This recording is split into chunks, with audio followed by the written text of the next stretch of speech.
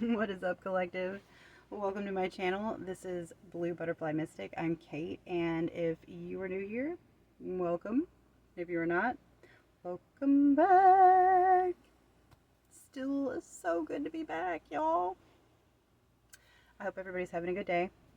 Notification, are you having a great day today? I have a feeling that you may be dealing with some turbulence. That's okay, because we're going to get through it. And we are going to talk about competition today. All right.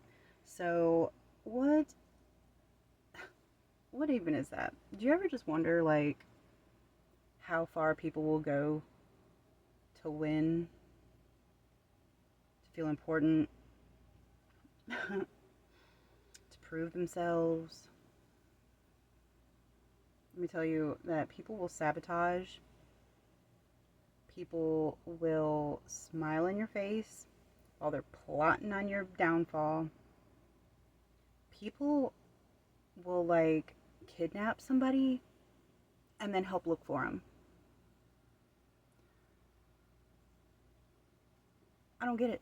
I really don't get it. So how do we protect ourselves from this kind of competition? First of all, let's talk about what it really is. So, competition is wired into us like instinct, because it used to be when we would forage for food that we had this drive to survive, to not be left behind, or wanting to be chosen, right? But in our modern world, it's a little less about hunting for food and a little bit more about validation or social media numbers or competing for attention in relationships, or just, that good old one-upsmanship, because we love that. So the shadow side of competition, when it turns toxic, okay, this can look like copying your work and pretending that it's theirs. This can look like spreading rumors to keep you small. This can be withholding opportunities from you when they know that it's supposed to go to you. This can be like criticizing your shine, or like while they're criticizing your shine, they're like also pretending it's concern. Like,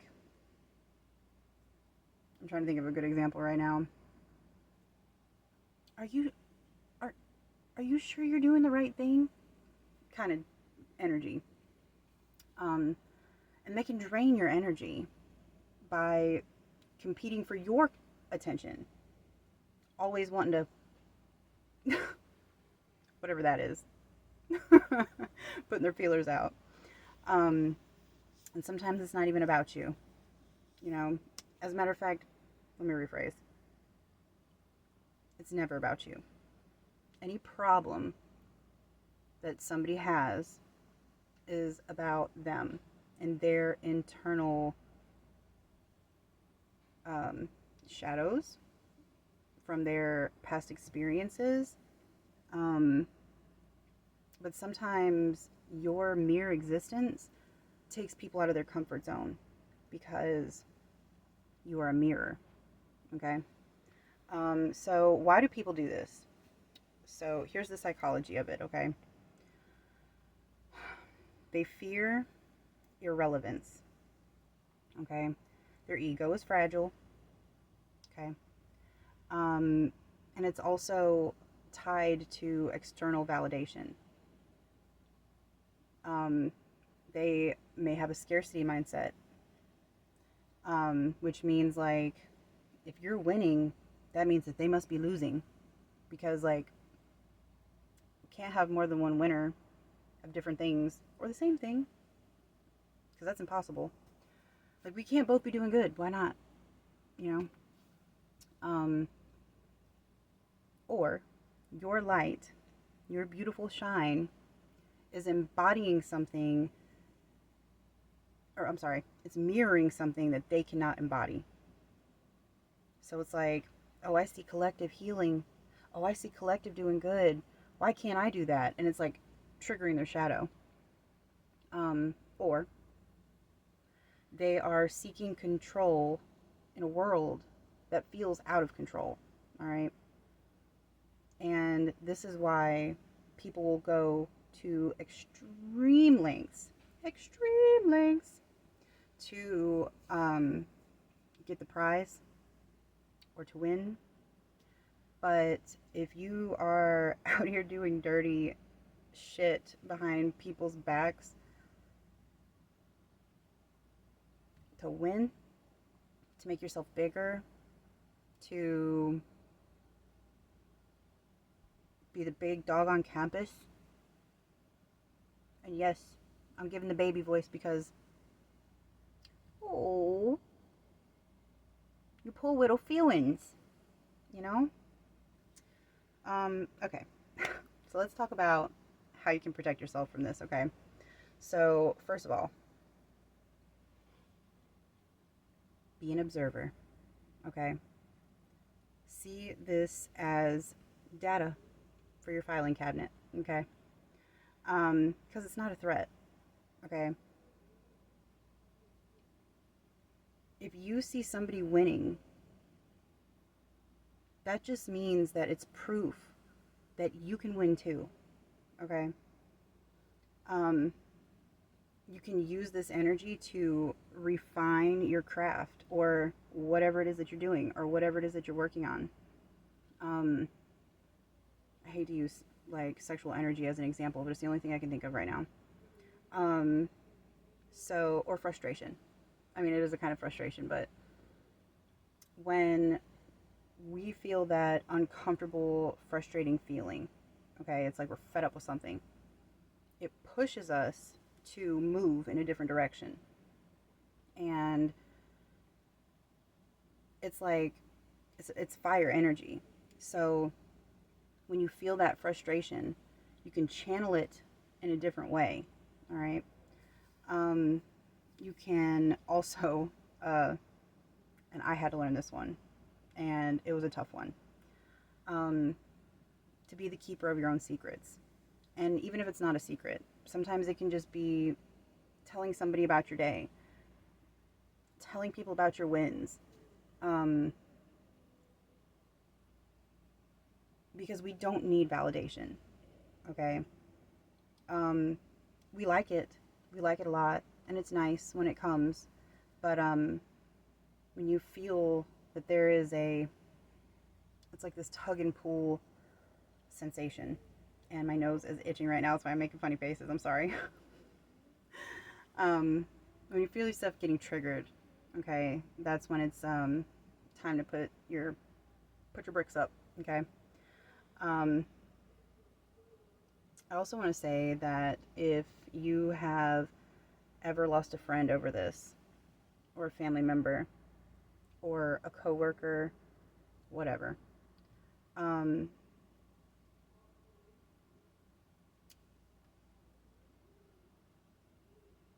it's not your fault. I'm sorry, I don't know why there's like I don't know why, but you know, like when kind of gives me courthouse vibes, when you're in a very echoey hallway and it's just like a lot of voices going at the same time. I'm hearing that's your spirit team.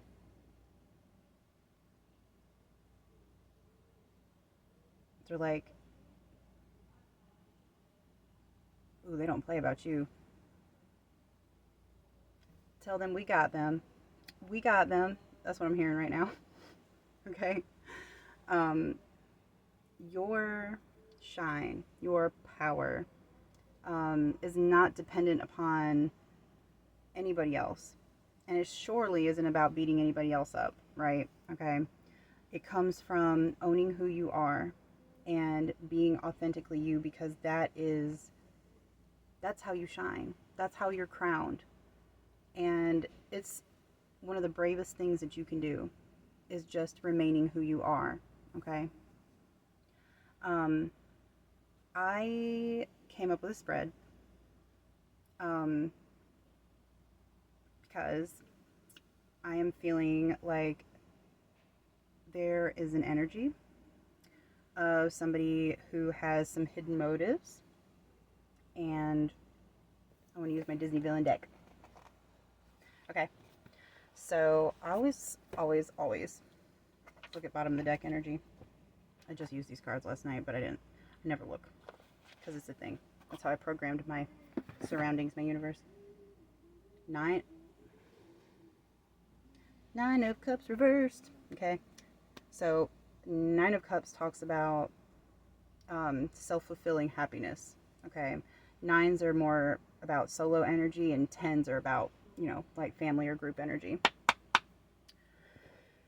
I just heard burning down the house.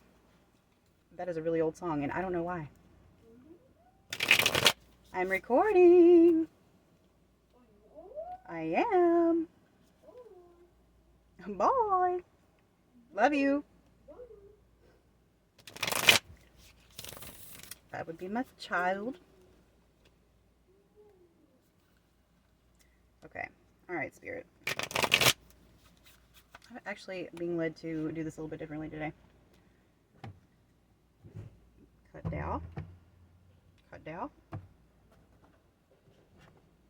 All right. So, position 1 is their conscious role in your life. The Empress reverse. I'm actually going to read out of the guidebook today because I'm feeling it. All right. Reversed. The Empress indicates personal insecurity and a need for self-love. Take a leaf out of Mother Gothel's book and admire yourself. Stand in front of a mirror and strike a pose. Boost your self-confidence with positive affirmations. You got it going on. So this person in your energy is feeling very insecure, and I'm hearing they're seeking your validation. Okay? To boost their confidence. Yes. All right. Next. This is their unconscious role in your life. The Chariot. Oh, chariot, your golden wings are... What is it? I swear it says walking down, but I don't think it's walking because, chariots don't walk. Oh, chariot, I'm singing out loud. All right. The Chariot represents determination, unrelenting focus, and willpower. But I'm already hearing, this is a test. I'm hearing like, this is a test. This is a test. Like how they do like the drills, like tornado drills and stuff. Okay, sorry. Much like the formidable, fashion-loving Cruella de Vil, who doesn't let anything stop her from getting what she wants. Not even a car chase in the snow. Upright. Obstacles won't faze you. You are in hot pursuit of your goals, and nothing will stand in your way for too long. Don't let yourself get distracted. What you want may seem just out of reach now, but putting your pedal to the metal will give you that last little boost of what you need to succeed. And that's that fire energy that I'm talking about. Because see, I read energy. I love these cards, but they are literally just confirming what I'm already feeling, okay? And I love sometimes the descriptions in these guidebooks are just freaking hilarious, okay? All right, so the third position is their hidden motives or their shadow influences. Judgment reverse. That's the Queen of Hearts. So we have three major arcana out here so far. This is a pretty big read. Judgment. Ooh, come back. Okay. Associated with royal fanfare, the Queen of Hearts serves as a decisive judge who delivers her verdicts, off with their heads, with authority.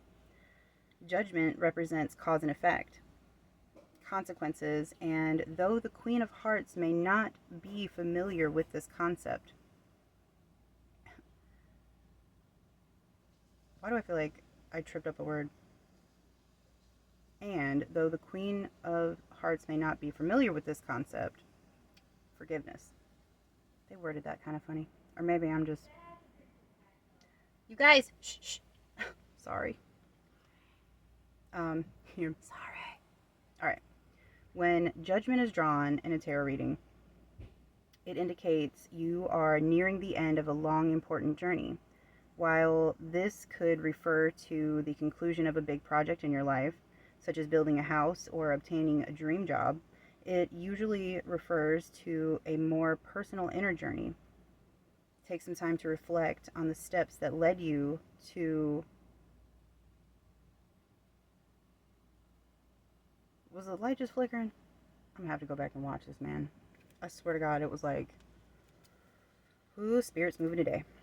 Okay, take some time to reflect on the steps that led you to where you are now, and appreciate the lessons that you've learned along the way, and make peace with any missteps that you've taken. I'm gonna have to get a clarifier on this. Because I feel like I just read the upright. That's you, collective. That's you. Okay, let's read this reversal. Lord of mercy. Alright. Judgment when reversed indicates that you're stuck, they're stuck, in a self-imposed rut. Like the quick to judge Queen of Hearts losing her temper over and over again. Are you staying committed to any old behavioral patterns or perspectives that are no longer serving you? This card is a clear sign that it's time for some personal transformation that you've been avoiding. Like a red rose. Roses are significant. That is a synchronicity for somebody. Like a red rose in royal gardens, you are ready to bloom in the best version of yourself, and it's time to get to work. So, okay.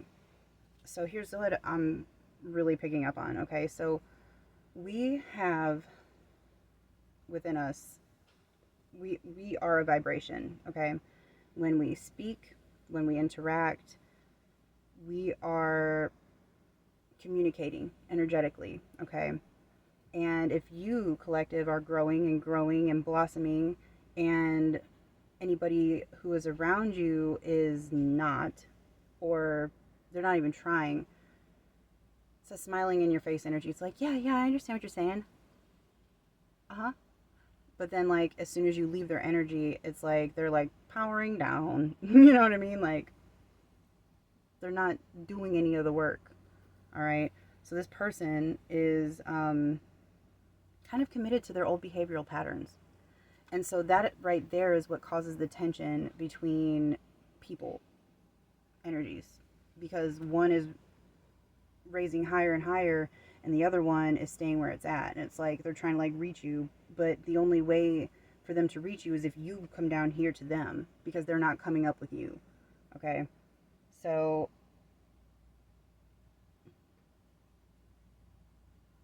the lights, man, the freaking lights every time. All right. So the next card is their shadow archetype that is the most active right now. Four of Wands reverse. We got Jaffa. And see, Four of Wands usually talks about stability, foundations, celebrations, weddings. Okay, let's see what the book has to say.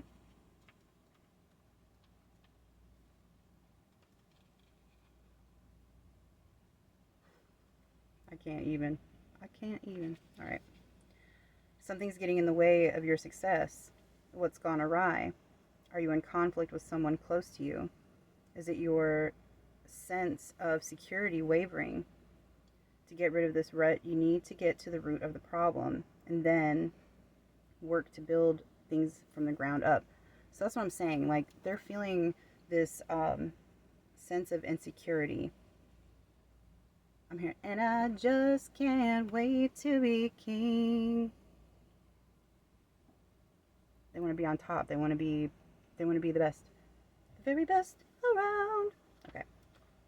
And so the last card is advice from Spirit on how to handle, shift, or to clear the dynamic. Okay. Ace of Swords. Be yourself. Speak your truth. Okay. Is there a child in my room? Yeah. What? Okay. Anyways. Speak your truth. I'm going to read the guidebook.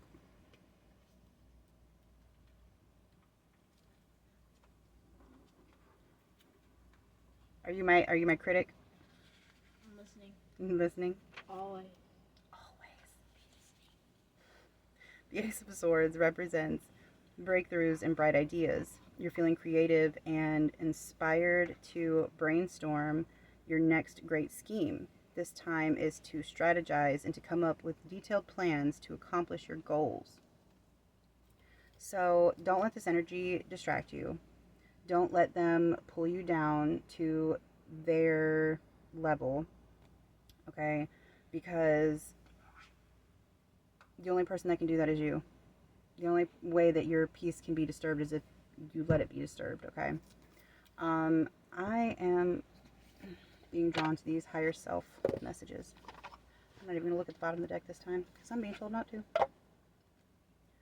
And then I'm going to pull one of those self-care cards, but I heard you do want the bottom of the deck for that. Carter, say hi. Hi. My baby. One of them.